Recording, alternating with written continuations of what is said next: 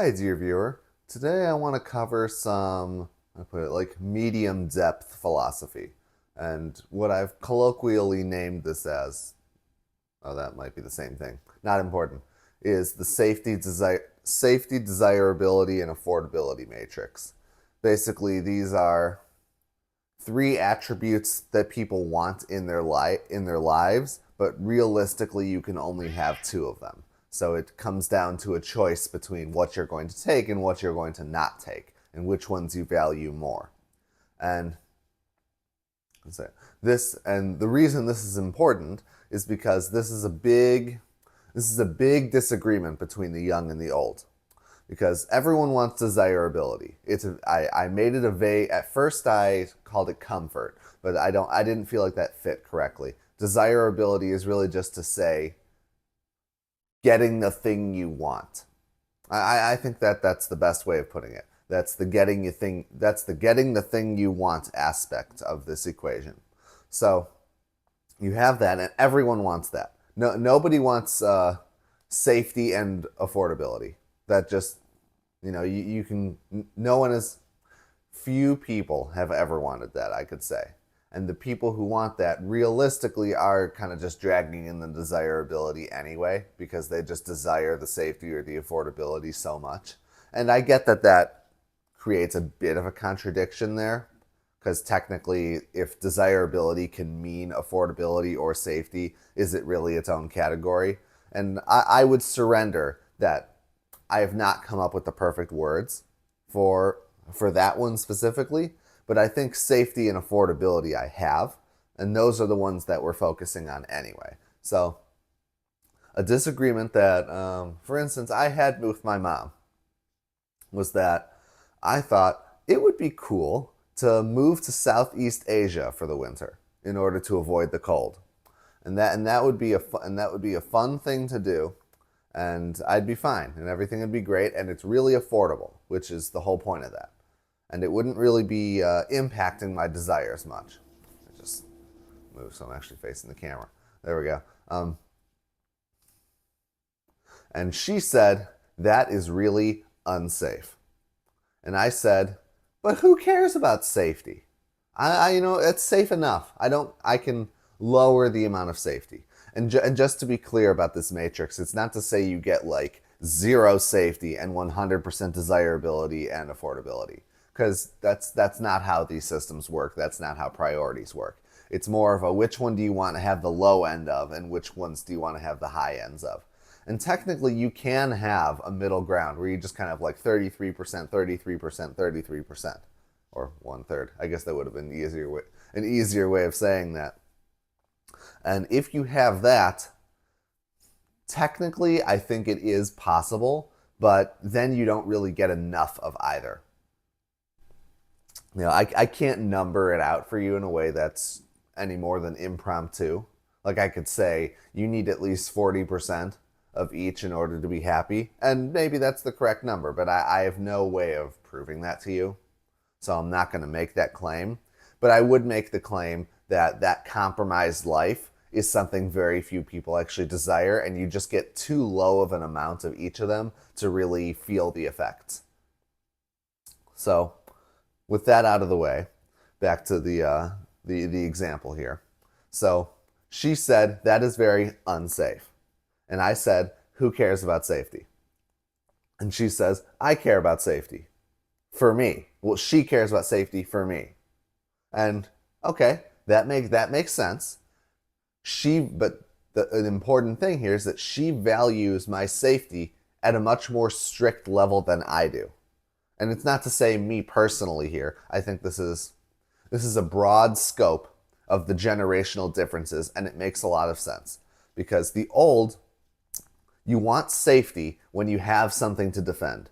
There's no point in having a castle if nobody lives there and there's no gold and there's no territory to defend. The castle just means nothing.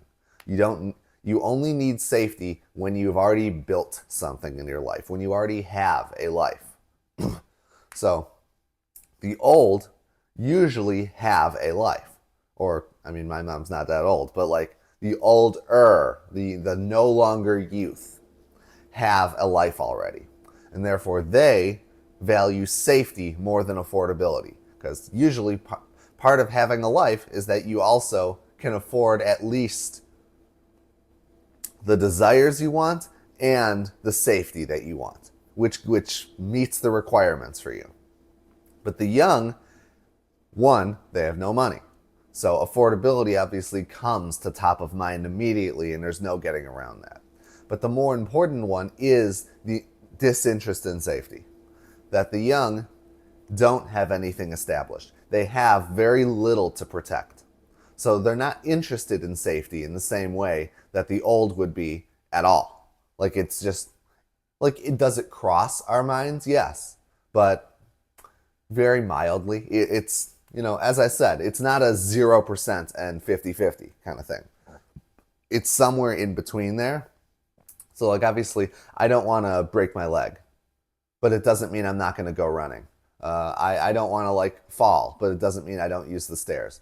But old people will get rid of their stairs. They'll get rid of stairs in their house. They will move houses to a less desirable house in order to get rid of stairs because they think they're going to trip and fall. And that may actually be true, because the safety desire is not really unreasonable. It's reasonable given their situation. So this video is more about just highlighting the existence of this matrix so that you can hopefully understand when my mom says, "Why do you think about moving to Southeast Asia for the winter? That's crazy." Is that in those situations, one might take an understanding as an older person that the younger person does not have the same things to defend. And that as an older person, as a parent, your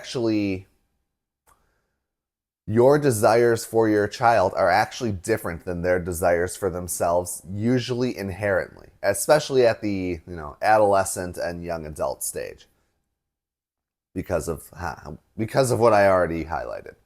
So, as a parent, when your kid says something like that, it's not as if they're actually not being unreasonable. But the first thing you might do is say, "Wow, my kid wants to risk his life.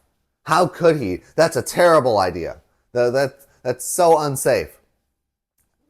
And then you would question your child's judgment based on that. You would say, "Well, if my child wants to do these unsafe things, they must not be thinking straight."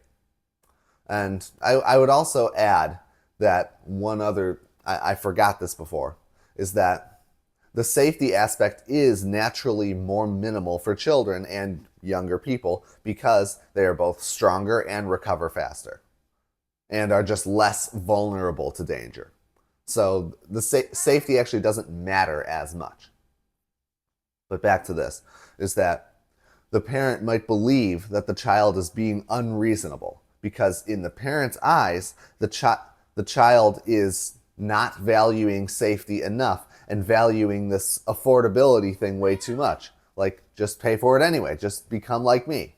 Just have the same career as the parent kind of thing. And instead of that, I would offer the explanation that you should try to think through the child's eyes. Try to see that they don't have the same established thing you have. Not only like in their possessions, like you can give them possessions, but that doesn't mean that it's part of their identity. It doesn't mean that they have to protect anything, because you've kind of already done that as the parent. That's sort of the parent's job to begin with. So the child is thinking on a different level based on different circumstances. They are not being unreasonable. And from this principle, there is a kind of solution that is hard to stomach. And it's that, well, if you can't take desirability away from the child. And if you want them to have safety, you can't take the affordability away from them either. So you have to give them the affordability. This reminds me a lot of the stories of the boomer parents who are living in a nice house in Florida, and then their kid is like on student loans and barely making it paycheck to paycheck kind of thing.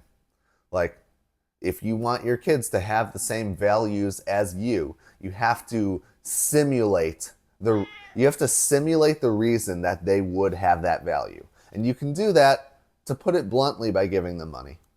Because if you give them money, especially a large amount and an amount that lasts, because one chunk of money means nothing unless it's huge. But an amount of money that creates a sort of institutional bias in them, so that way they can both start to value safety more, because otherwise the only way to value safety more is for the young to go out and build something on their own, which takes years and involves a lot of affordability and therefore not safety. So it involves a lot of risk. But if you want the child to not take the risk, you have to eliminate the need for them to take the risk. So if you give them affordability, then you get rid of their need for affordability, so to speak. Then they can value desirability and safety. They can value them at the amounts that you want them to value them at, because in the end, the child's life and the child's risks become the parent's life and the parent's risks. If the child goes out and breaks their arm or gets killed in Vietnam, that is a risk that the parent is sort of forced to take, that is sort of forced to reckon with. So in order to get around that, you have to make it so that the child doesn't need to go do that experimental phase. And there might be some value to that experimental phase, but it's entirely theoretical, because usually the only value to it would be what you get at the end, would be the security that you get in true adulthood. But in order to get there, you have to get the point of the affordability, the point of being risky and losing the safety, is to get to the point where you value the safety. So it is most certainly possible that you can skip that step altogether. That if you eliminate their need for affordability, you can give them the safety. You can create a situation for them where they agree with you that they want desirability and safety. And they can let the affordability go down because you would be, helping them fund their lifestyle. And I know this is a controversial point for a lot of parent-child relationships, including mine, actually. But this is not to say that parents need to fund the lifestyles of their children. At least this point is not to say that. I'm not going to disavow that point of view, but I'm not going to attach it here. But what I'm going to say is that if parents don't want their children taking risks that they may deem intolerable, they have to eliminate the need for the child to take those risks. And that, I think, is by far the most important use of the safety, desirability, affordability matrix. And yeah, thank you for watching, and please comment, like, subscribe, and I will make more. Anyway, see you next time.